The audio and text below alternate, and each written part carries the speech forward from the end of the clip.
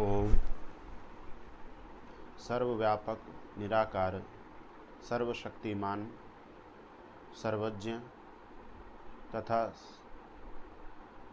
सर्वेश्वर निर्विकार परमात्मन एवं सभी सनातन प्रेमी देवियों एवं सज्जनों, आज हम वेदांत दर्शन के मूल सिद्धांत को लेकर कुछ विचार करते हैं।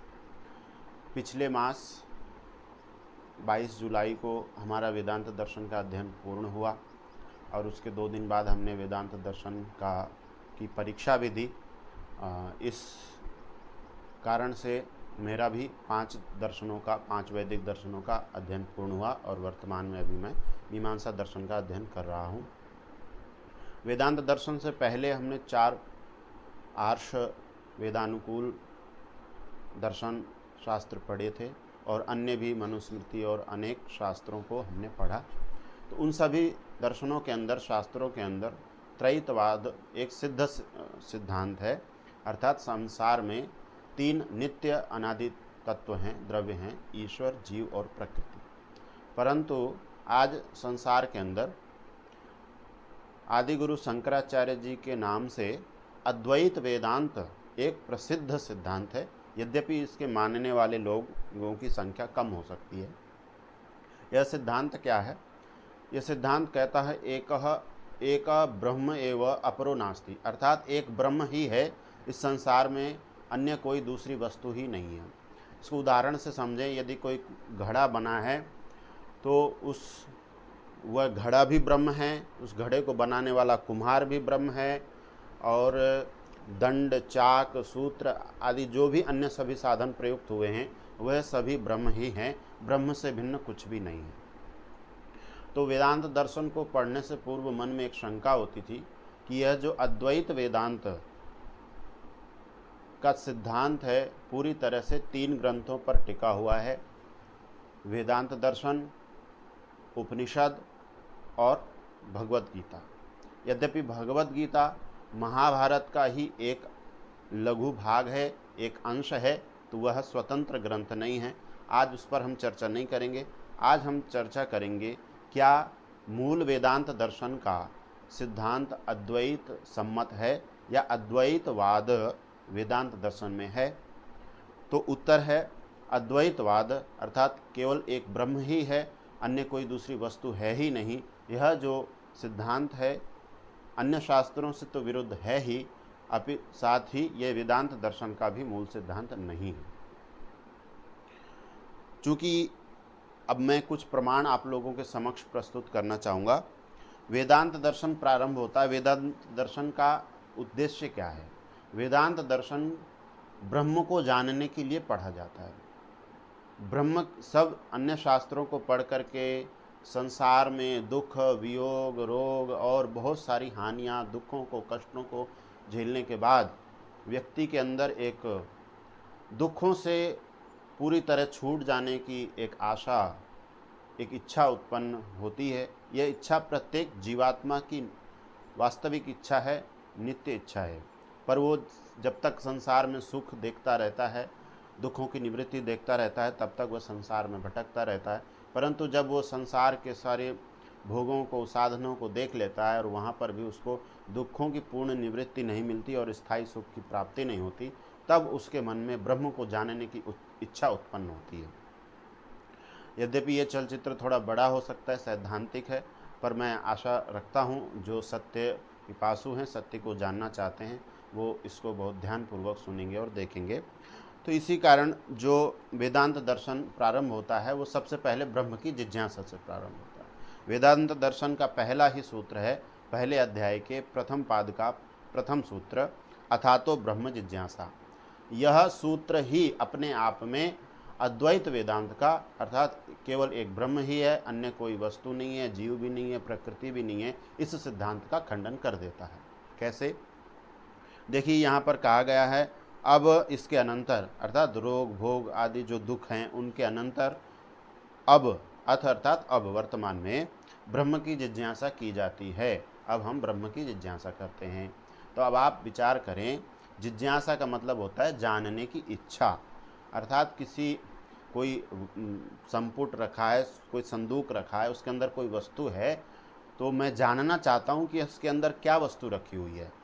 तो जानने वाला मैं और उस संदूक के अंदर रखी हुई वस्तु दोनों भिन्न होंगे, तभी तो मैं उसको जानना चाहता हूँ। और जो इच्छा है वह भी भिन्न है, वो एक गुण है। तो इसी प्रकार अथा तो ब्रह्म जिज्ञासा, ये ब्रह्म की जिज्ञासा करने वाला निश्चित रूप से ब्रह्म से भिन्न ही है। तो ब्रह्म की जिज्ञासा कौन करेगा? जीव करेगा, आत्मा करेगा। और किसकी जिज्ञासा कर रहा है? ब्रह्म की जिज्ञासा कर रहा है। तो इस सूत्र से ही अद्वैत खंडित हो जाता है। यहाँ पर दो की सिद्धि हो जाती है, अर्थात द्वैत सिद्ध हो जाता है, एक ब्रह्म और जीव। फिर उसके आगे भूमिका में प्रश्न आया कि किस ब्रह्म को जानने की आप इच्छा कर रहे हैं, वो ब्रह्म कैसा है, उसका स्वरूप क्या है? तो दूसरा सूत्र कहता है जन्माद्यस्य यतः, अर्थात जिससे इस समस्त संसार के जन्मादि हुए हैं या होते हैं, अर्थात जिससे इस संसार का जन्म हुआ है, जो इसका पालन करने वाला है और जो इसका संहार करेगा। ये क्रियाएं, ये पालन, ये संहार, ये उत्पत्ति जिससे हुई है, जो करने वाला है, उसकी हम जिज्ञासा करते हैं, अर्थात वैसे ब्रह्म की जिज्ञासा करते हैं। तो अब यहाँ पर भी आप देख लीजिए कि यहाँ पर ऊपर वाले सूत्र में हमने देखा था ब्रह्म से भिन्न एक जीव की भी सिद्धि हुई थी। अब वो दोनों तो सिद्ध हो चुके हैं, यहाँ पर एक और तत्व की सिद्धि हो जाती है, जन्मादि अस्य यतः, अस्य अर्थात जगतः। व्याख्याकार वहाँ पर बताते हैं अस्य जगतः यतः जन्मादिर्भवति तस्य ब्रह्मणः वयम जिज्ञासां कुर्मः। इस जगत की जिससे उत्पत्ति आदि होती है, ऐसे ब्रह्म की हम जिज्ञासा करते हैं। तो अब आप यहाँ पर देख लीजिए कि उत्पन्न होने वाला जगत और उत्पत्ति करने वाला ब्रह्म और जिज्ञासा करने वाला जीव, ये तीन अलग अलग तत्व हैं। इन प्रारंभिक सूत्रों से ही ये निश्चित हो जाता है, सिद्ध हो जाता है कि ब्रह्म और जीव और प्रकृति, ये तीनों ही अस्तित्ववान द्रव्य हैं। इन तीनों का अस्तित्व है और ब्रह्म एक ब्रह्म ही है, इसके अतिरिक्त कोई द्रव्य नहीं है, इस बात का खंडन हो जाता है। अब आगे एक सूत्र आता है दूसरे पाद का 8वां सूत्र है। यहाँ पर पूर्व पक्षी कहता है कि यदि जीव के हृदय में परमात्मा या ब्रह्म विद्यमान है, तो जीव को जो सुख दुख प्राप्त होते हैं वो उस ब्रह्म को भी प्राप्त होने लग जाएंगे। ये दोष आएगा यदि आप हृदय में ब्रह्म की स्थिति या ब्रह्म का विद्यमानता मानेंगे। तो वहाँ पर सिद्धांती उत्तर देता है कि नहीं, ऐसा नहीं होगा। क्यों नहीं होगा? तो ये सूत्र है संभोग प्राप्ति इति चेत, उसके जीव से संबंधित संभोग की, भोगों की, सुख दुख की प्राप्ति यदि ब्रह्म को होने लगेगी, यदि ऐसा आप कहें तो नहीं, ऐसा नहीं होगा, वैशेष्यात्, विशेष होने से। तो सिद्धांती कहता है नहीं, ऐसा नहीं है। ब्रह्म का जीव की अपेक्षा से विशेष लक्षणवान होने से, अर्थात जो ब्रह्म है वह जीव की अपेक्षा से विशेष लक्षण वाला है। ब्रह्म के लक्षण जीव से विशेष हैं। और वहाँ पर उदाहरण दिया, द्वासुपर्णा सयुजा सखाया समानम वृक्षम परिशस्व जाते तयोरन्यः पिप्पलम स्वाद्वत्यश्नन्नो अनश्नन् अन्यो अभिचाकशीति, अर्थात इस प्रकृति रूपी वृक्ष में दो समान मित्रता रखने वाले, कुछ समान गुणों को रखने वाले, जो ज्ञान गुण समान है, ऐसे दो पक्षी बैठे हैं। वे दो पक्षी कौन हैं? एक जीव है, एक ब्रह्म है। वह उनमें से एक तो इस वृक्ष के, इस प्रकृति के फलों को, भोगों को प्राप्त करता है, और दूसरा उनसे निर्लिप्त होता हुआ केवल उसका दर्शन करता रहता है, केवल साक्षी भाव से देखता है। तो यह ऋग्वेद के प्रथम मंडल के 164वें सूक्त का 10वां मंत्र है। और यही मंत्र मुंडकोपनिषद में भी बताया गया है, उदाहरण दिया गया है। तो इस मंत्र से तो सुतराम अच्छी तरह से ये स्पष्ट है कि ईश्वर, जीव, प्रकृति तीन भिन्न भिन्न अस्तित्व वाले तत्व हैं। और एक और बहुत ही अच्छा उदाहरण सिद्धांति ने दिया कि जैसे अग्नि किसी स्थान पर जलाई जाए, पाकशाला में, रसोई में जब अग्नि जलाई जाती है, तो उस अग्नि से वहाँ स्थित जो आकाश है, आकाश तत्व है, जो पृथ्वी तत्व, जो प्रकृति से बना हुआ है, वह आकाश दग्ध नहीं होता है, आकाश गर्म नहीं होता, वो आकाश जलता नहीं है। तो यद्यपि ब्रह्म सब जगह विद्यमान है, परंतु किसी मलिन स्थान में होने से उस स्थान की मलिनता से ईश्वर मलिन नहीं हो जाता, ब्रह्म मलिन नहीं हो जाता, अपितु वो मलिन ना होता हुआ भी वो उससे भिन्न ही रहता है। अब आगे और कहते हैं कि ब्रह्म जीव के शरीर में अंदर प्रविष्ट होता हुआ जीव के समस्त दुखों को भी प्राप्त होवे। यदि ऐसा पूर्व पक्षी कहे तो ऐसा नहीं है। सिद्धांती उत्तर देता है, अधिकम तो भेद निर्देशात, यह दूसरे अध्याय के प्रथम पाद का 22वां सूत्र है। यहाँ पर कहा गया है कि ब्रह्म को जीव से अधिक भिन्न गुणों वाला कहा गया है और उसके भेद का निर्देश किया गया है। अर्थात ब्रह्म जीव से अधिक भिन्न गुणों का निर्देश शास्त्र में किया गया है। इसीलिए जीव को प्राप्त होने वाले सुख दुख ब्रह्म को प्राप्त नहीं होंगे। अब आगे इस त्रैतवाद की सिद्धि में और अद्वैतवाद के खंडन में कुछ और भी सूत्र मैं उपस्थित करता हूँ। फलम अतः उत्पत्ते है, अर्थात जिससे फल की प्राप्ति होती है। हम जीव अपने आप अपने कर्मों के फल को प्राप्त नहीं कर सकते। कोई ये कहे कि भाई परमात्मा ने ऐसी व्यवस्था बनाई है और हम कर्म करेंगे तो फल तो वो देगा ही, अनिवार्यता है, उसको देना ही पड़ेगा। ऐसा तो कभी होता नहीं है कि हम कर्म करें और फल ना मिले। निश्चित रूप से ये बात सत्य है, उसकी ही व्यवस्था है और वो अपनी व्यवस्था को बाधित नहीं करता। परंतु हम जीवात्माओं में ये सामर्थ्य नहीं है कि हम ईश्वर से आग्रह पूर्वक अपने कर्मों का फल प्राप्त कर लें या स्वयं उस फल को प्राप्त कर लें। इसका उदाहरण ऐसा है कि जैसा एक छोटा बालक है, वह अभी खड़ा होना भी ठीक से नहीं सीख पाया है, वो घुटने टेक कर चलता है और वह अपनी माँ की गोद में जाना चाहता, स्तनपान करना चाहता। वो स्तनपान आप फल के रूप में समझ सकते हैं। वह घुटने टेकते हुए घसीटते हुए माँ के पास तक तो जा सकता है, परंतु उसमें इतना सामर्थ्य नहीं कि वह माँ की गोद तक पहुँच जाए। जब तक माँ उसे उठाएगी नहीं, तब तक वो बालक अपनी माँ की गोद को प्राप्त नहीं हो सकता। ऐसी ही स्थिति हम जीवात्माओं की है। हम कर्म कर सकते हैं, ईश्वर प्राप्ति के लिए भक्ति कर सकते हैं, उपासना कर सकते हैं, यम नियम आसन और अष्टांग योग का पालन कर सकते हैं, उसका अनुष्ठान कर सकते हैं, परंतु चाहे लौकिक फल की इच्छा हो या ब्रह्म की प्राप्ति की इच्छा हो, ये दोनों ही फल, ये दोनों ही परिणाम हम अपनी इच्छा से प्राप्त नहीं कर सकते। हम में इतना सामर्थ्य नहीं, जीव में इतना सामर्थ्य नहीं है कि वह अपने कर्मों के फल को स्वयं प्राप्त कर सके। तो परमात्मा के द्वारा जीवों के कर्म की फल की सिद्धि होने से परमात्मा भिन्न है और जीवात्मा भिन्न है। इसी प्रकार एक और बात यहाँ पर बताई गई है कि आगे विशेष सूत्र दिया गया है कि जीव और ब्रह्म और प्रकृति ये तीनों ही भिन्न भिन्न हैं। प्रथम अध्याय के दूसरे पाद का 22वां सूत्र है, वह कहता है विशेषण भेद व्यपदेशाभ्याम च न इतरौ। अर्थात प्रसंग आया कि जीव अलग अलग है, ये ब्रह्म ये साथ में है। कहीं पर आत्मा शब्द आया तो क्या वहाँ से अन्यों का ग्रहण होगा या नहीं होगा, कुछ इस प्रकार का प्रसंग है।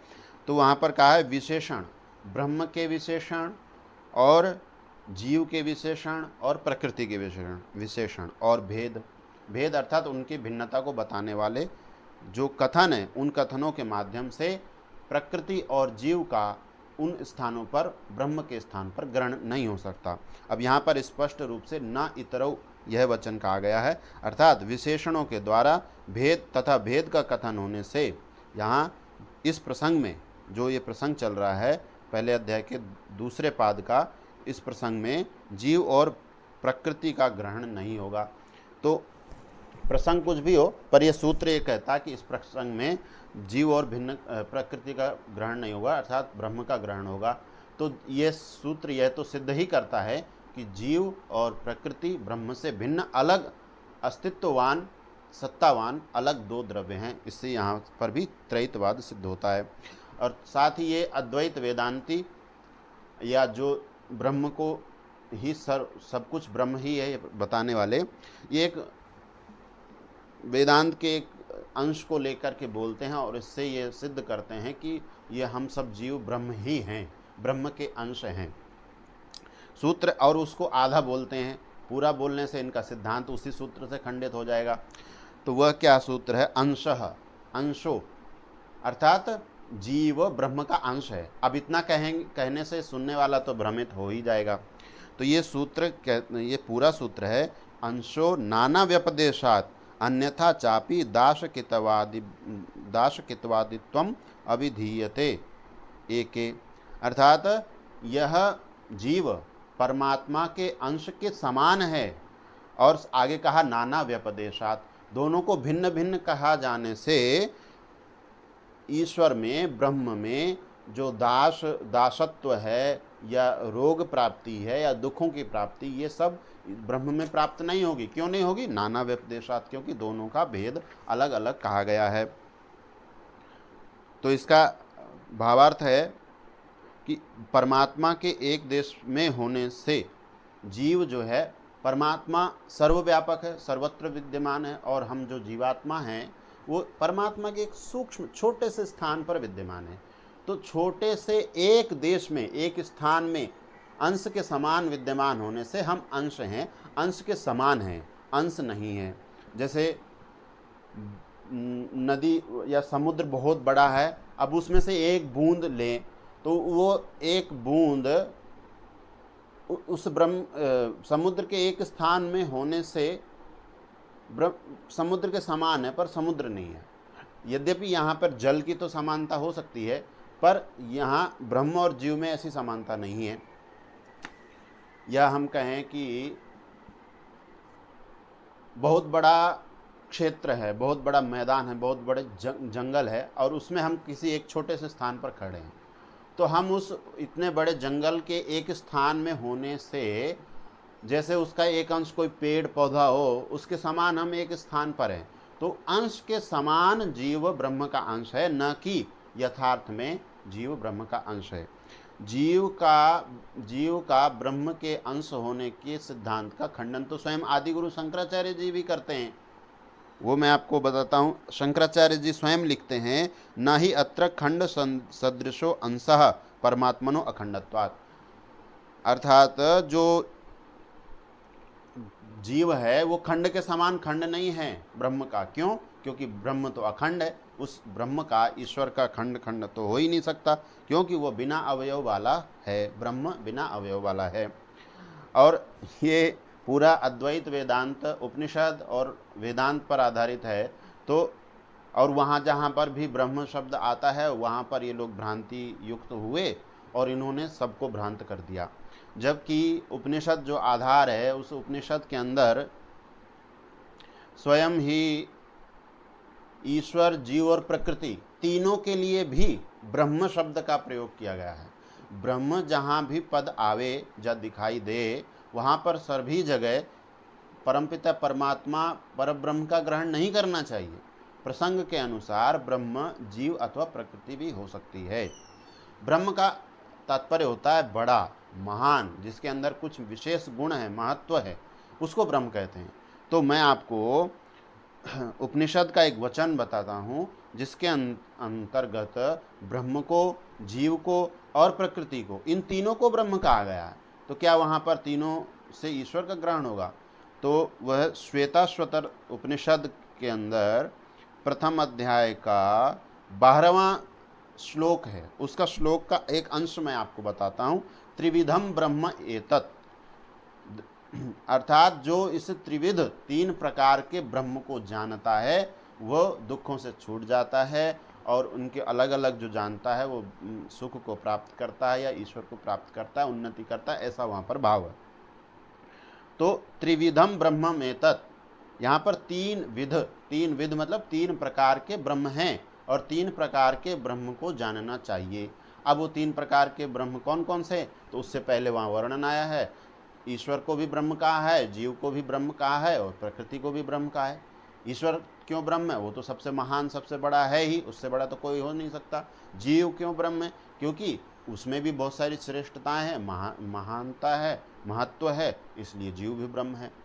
प्रकृति क्यों ब्रह्म है? क्योंकि प्रकृति के अंदर भी बहुत सारे दिव्य गुण हैं, महान गुण हैं। ये समस्त संसार, ये समस्त अलौकिक और जो दिव्य, इतना आश्चर्यचकित करने वाला, हमको अचंभित करने वाला संसार बना है, ये मूल प्रकृति से ही बना है। तो इस प्रकार वेदांत के ही सूत्रों से, वेदांत के ही प्रसंगों से त्रैतवाद जो वैदिक सिद्धांत है सुस्पष्ट होता है, पूरी अच्छी तरह से सिद्ध हो जाता है। और अद्वैत वेदांत केवल एक ब्रह्म ही समस्त संसार में द्रव्य है, ब्रह्म से भिन्न कोई दूसरा तत्व नहीं है, यह सिद्धांत अपने आप ही खंडित हो जाता है।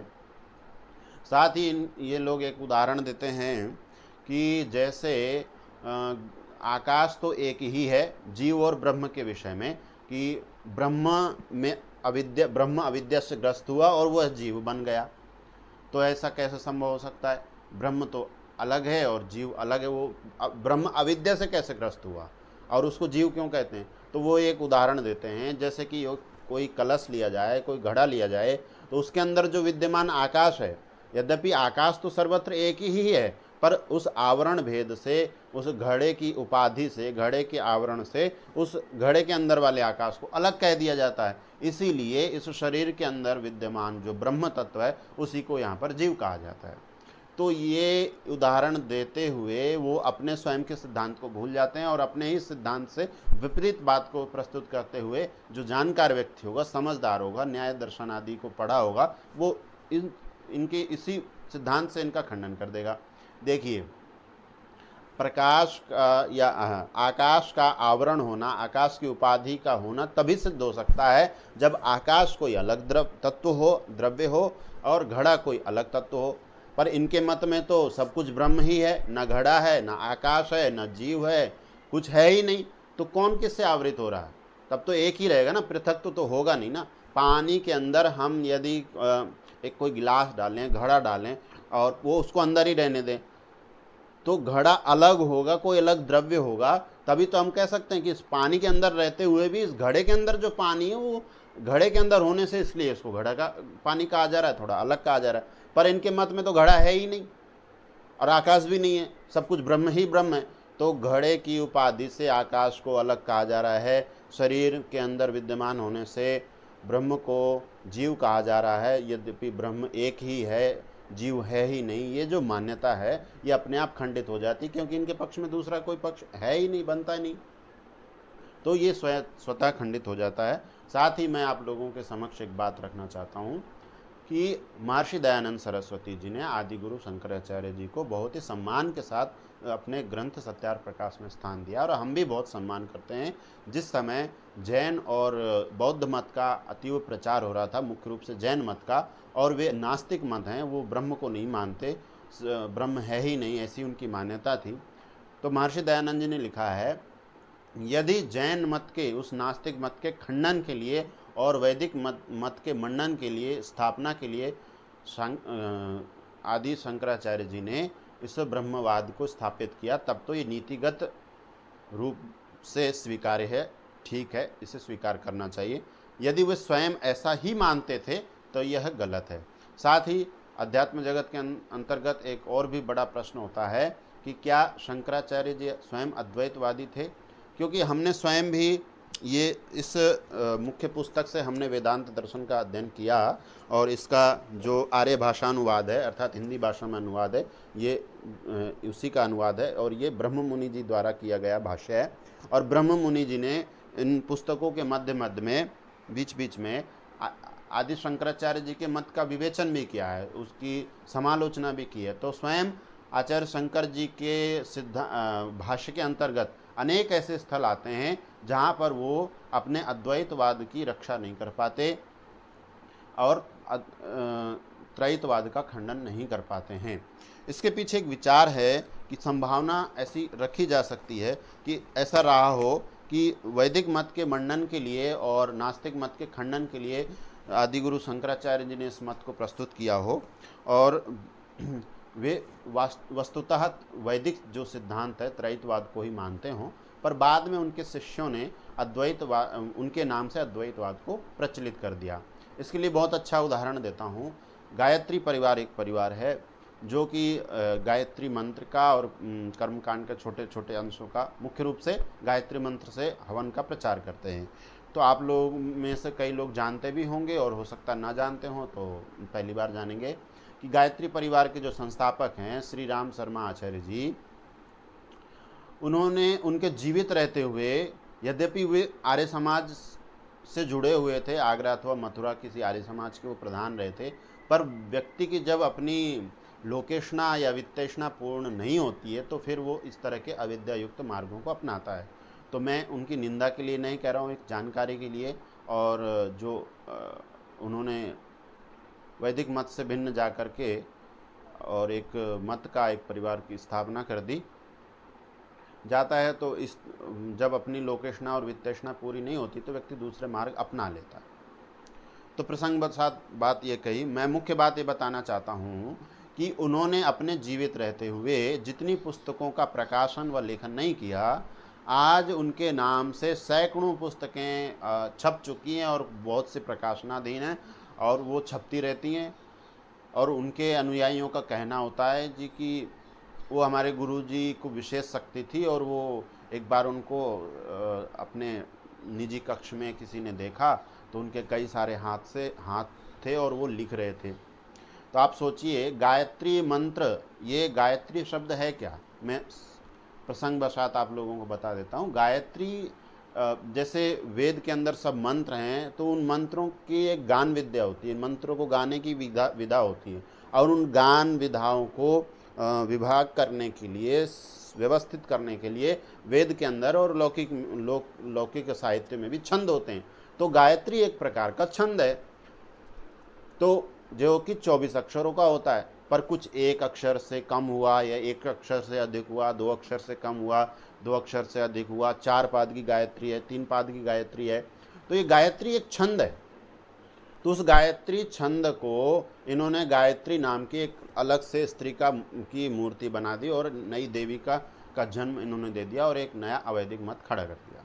तो जैसे इस कुछ कालखंड के अंतर्गत ही संभवतः 100 या कुछ इतने ही वर्ष हुए होंगे श्री राम शर्मा जी को, इतने कम कालखंड में उनके नाम से और इतनी पुस्तकें प्रकाशित हो गईं जो कि उनकी स्वीकार्य नहीं की जा सकती। इसी प्रकार संभावना है कि आचार्य शंकर जी के बाद में उनके मतानुयायियों ने अद्वैत के नाम से और उस मत को प्रचलित कर दिया हो और उसी तरह के भाष्य लिखे गए हों। और आप लोगों की जानकारी के लिए बता दूं कि एक ऐसी पुस्तक भी है जो PDF आदि में भी है और अन्यत्र कहीं कहीं उपलब्ध भी होती है। क्या शंकराचार्य जी अद्वैतवादी थे? तो वहाँ पर ये सिद्ध किया गया है कि वो अद्वैतवादी नहीं थे, या ऐसे कुछ संकेत मिलते हैं। तो आज चलचित्र लंबा हो गया, मैं आप लोगों को सुनने के लिए धन्यवाद करता हूँ। आप यदि मेरे YouTube चैनल वैदिक शंखनाद से यदि नहीं जुड़े हैं तो आप लोगों से अनुरोध है कि आप वैदिक शंखनाद चैनल की सदस्यता अवश्य लें, इसे सब्सक्राइब करें और इस चलचित्र को अधिक से अधिक लोगों तक साझा करें, पसंद करें। और यदि आप मुझसे फेसबुक पर जुड़े हुए हैं वही आचार्य श्रीनाथ आर्य वैदिक के नाम से, तो उसे फॉलो अवश्य करें। यूट्यूब फेसबुक पर देख रहे हैं तो फॉलो करें, यूट्यूब पर देख रहे हैं तो चैनल की सदस्यता लें। और जो लोग फेसबुक से पहले से जुड़े हैं पर वैदिक चैनल से नहीं जुड़े हुए हैं, तो मेरा यूट्यूब पर वैदिक शंखनाद के नाम से अपना ये चैनल है। तो आप लोगों से अनुरोध है कि यूट्यूब पर भी आप जुड़ें और इस तरह के वीडियो आप लोगों को मिलते रहेंगे। और यदि आप लोगों को ये चलचित्र अच्छा लगा हो, विचार अच्छा लगा हो, तो इसको अधिक से अधिक लोगों तक, चूँकि आपको जब सत्य लग रहा है तो सत्य का अधिक से अधिक प्रचार होना चाहिए, तो इसका प्रचार करते हुए आप भी पुण्य के भागी बने, इसी शुभकामनाओं के साथ और आपके समर्थन व सहयोग की आकांक्षा के साथ पुनः आप सभी को सादर नमस्ते। ओम।